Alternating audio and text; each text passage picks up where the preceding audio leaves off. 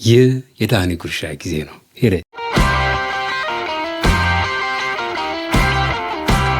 የዳኒ ጉርሻ በዚህ ሚዲያ ልቦናን የሚያበሩ አእምሮን የሚያሰፉ ቁም ነገሮችን ሳይበዛ ሳይንዛዛ በጥበብ ከሽነን እንጋብዛችኋለን።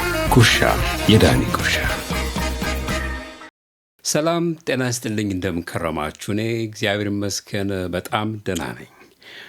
ይህን ሰሞን ለእኔ ጊዜው በጣም የተጨናነቀ ነበር። ለማሰብም ጊዜው የተጨናነቀ ነበር። ፕላን ማድረግ lot of stuff going on. Anyway, አንዱም የተጨናነኩበት ምክንያት for about 1 month ከዛሬ ጀምሮ ጁን 28 እስከ ጁላይ 6 ባለው ጊዜ ውስጥ በየዓመቱ የሚደረገው በኖርዝ አሜሪካ የሚደረገው የኳስ ጨዋታ ሆስት የምታደርገው ሲያትል ናት እና አንዱን ቢዚ ያደረገኝ ያ ነገር ነው። እናም በየሀገሩ ያሉ የሀገሬ ሰዎች በየስቴቱ ያሉ ተሰብስበው የሚመጡት እኛ ጋር ሲያትል ነው። ሁለተኛ ቤታችን ሲያትል እና እኔም ያው ሜዳ ላንተ አይደምቅም ብለው ለኳስ ጨዋታ እየተሯሯጥኩ ነው ብዬ አልዋሻችሁም። የኔ የጨዋታ ሜዳ ሌላ ነው። የኔ ጨዋታ ሜዳ አርት ነው። ለዛ የሚቀርቡ የአርት ስራዎችን በማዘጋጀት ወጣ ወዲህ ብዙ አንዳንድ ነገሮችን ፕላን እያደረግኩኝ እየሰራው ፕሮዲስ የሚደረጉ ስራዎች ነበሩ። እነዛ ነገሮች ትንሽ ቢዚ አድርገውኝ በመሃል አርብ ደረሰ። የዳኒ ጉርሻ ጊዜ ለምን እንደው እችን ዛሬ እንኳን ለዘላት ጊዜ የለኝም፣ አልተዘጋጀውም። ኤዲት ማድረግ that kind of stuff ጊዜ ስለሚወስድ ዘለዋለሁ ብዬ ነበር። ግን ኖ መሆን የለበትም። አንድም ይህንን ቻናል የዩቲዩብ ቻናል ስከፍት አንድ ምክንያት ነበረኝ። አንዱ ከከፈልኩበት አንዱ ምክንያት ኤኒዌይ ግን እሱን ሳልነግራችሁ እሱን ከመንገሬ ፊት ለመሸጋገሪያ እንዲሆነን አንድ ታሪክ ላጫውታችሁ። ከረጅም ጊዜ በፊት የሆነ ታሪክ ነው።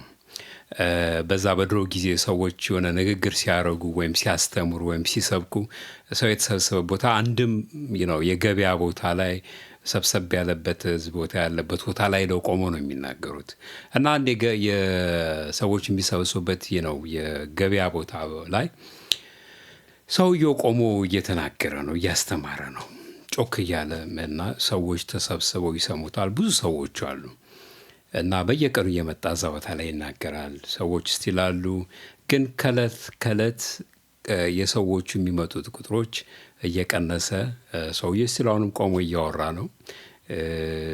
ቁጥራቸውንም እየቀነሰ ይመጣልና ፋይናሊ ከረጅም ጊዜ በኋላ ቁጥራቸው ቀንሶ መንኖት ተመናምኖ ብቻውን ቆሞ ሰውየው ስቲል ትምህርቱን ያደርጋል። ስብከቱ ወይም የሚያወራውን ነገር ያወራል እዛ የገበያ ቦታ ላይ ቆሞ እና ያንን ሁኔታውን ያስተውል የነበረ ሰው የቀረብ ብሎ መጥተው አሁን አንተን ቆሞ ልክ በፊት ሰዎች ተሰብስበው እንደሚሰሙ አሁንም አንተ እየተናገርክ እያስተማርክ ነው፣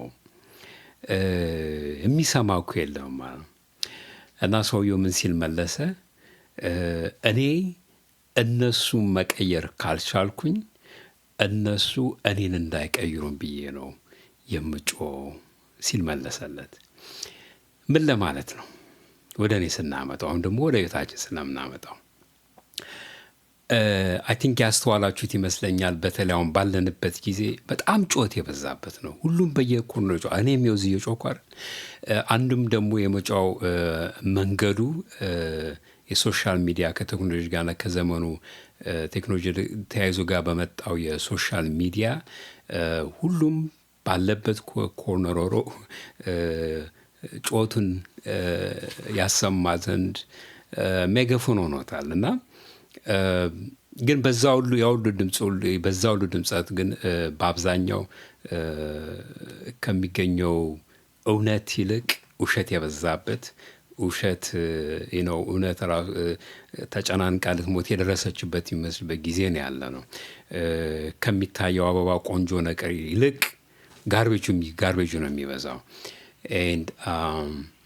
እና አንዳንዴ እውነትም ሌላ ሚንስ ከሌለ ኒውስ የሚሆን ትምህርት ነክ ወይም ደግሞ ኤኒቲንግ ኢንተረስት የሆነበትን ነገር ፐርሲው ለማድረግ ሌላ ሚንስ ከሌለ ውሸቱን ከእውነቱን ለመለየት በጣም አስቸጋሪ የሆነበት ጊዜ ላይ ነው ያለ ነው እና አንዳንዴ ኢቨን እኔ በራሴ የሚገጥመኝ ራሱ እኔ ስህተት ነኝ የሚያሳይ ነገር ይገጥመናል። እናንተንም አይ ሆፕ ገጥሟችሁ እዚያ ነው አስባለሁ። ሰው ምን ነክቶታል? ነገሮች ወዴት እየሄዱ ነው? እኔ ነኝ ሞኙ ወይም ደግሞ እኔ ነኝ ስህተተኛው ወይስ እውነትን እንደያዝን በእውነት እያወቅን ጮህ የሚሰማው ግን የውሸት ድምፅ ነው ዘልቆ የሚሰማው። ተከታዩም ብዙ ነው። ኢቨን አሁን እዚህ ያለንበት ሀገር አሜሪካ አያሏን ሀገር የሚመራት ሰውዬ የውሸት አለቃ እድሜ ልኩን ሲዋሽ የኖረ ሰው ነው። ለመጀመሪያ ጊዜ በፕሬዝዳንትነት የነበረበት የመጀመሪያ ተርሙ ጊዜ 16 to 20 በነበረበት ጊዜ እንኳን አንድ አካውንት እንደሚያወራው በ4 ዓመት ጊዜ ውስጥ ከ22,000 ጊዜ በላይ ውሸት አውርቷል ወይም ውሸት ትዊት አድርጓል ተብሎ የሚነገር ነው። አሁን በሚመጣው ደግሞ አሁን ካየነው ምናልባት አሁን ራሱ 22,000 ላይ ሞልቶ ይሆናል በ4 ወር ጊዜ ውስጥ we don't know, we'll see.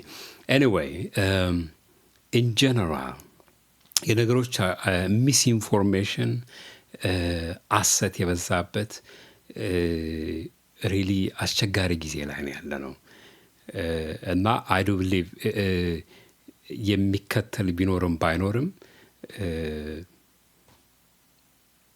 I stick with it. I stand for the truth. And it doesn't matter ምን ቢዚ ቢሆንም ለእኔ ይቺ ቻናል ማለት ላይክ የሚሰማኝ ከልቤ የማሆን ማስተውለውን ነገር ልክ ያኔ ድሮ አገር ቤት ሬዲዮ ላይ እንደምንሰማው ወይም ደግሞ ጋዜጣ ላይ እንደምናነበው ለዛ እንደምሰራው ስራ አድርጌ ነው የማየው እና ምንም ጊዜ ቢበዛ ቢዚ ሆኜ ብጨናነቅም ኮሚት አድርጌ ራሴን የገባሁበት ነገር ነው። ስለዚህ አትሊስት ከዛች ታሪክ ከነገርኳችሁ ታሪክ አንድሽ ነገር ትማራላችሁ ብዬ እገምታለሁ። እየሰሩ ያሉትን የአርት ስራዎች ተከታይ በሆኑ ፕሮግራሞች ላይ ኦርጋናይዝ በሆነ መልኩ ምን እንደሚመስል በአንዳንድ ሁኔታዎች በጥሩ ሁኔታ አዘጋጅቼ ላቀርብላችሁ ሞክራለሁ።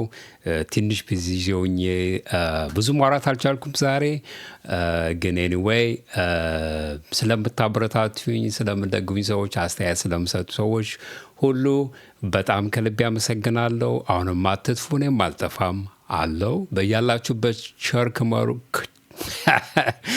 በያላችሁበት ቸር ክረሙ። የሳምንት ሰው ይበለን።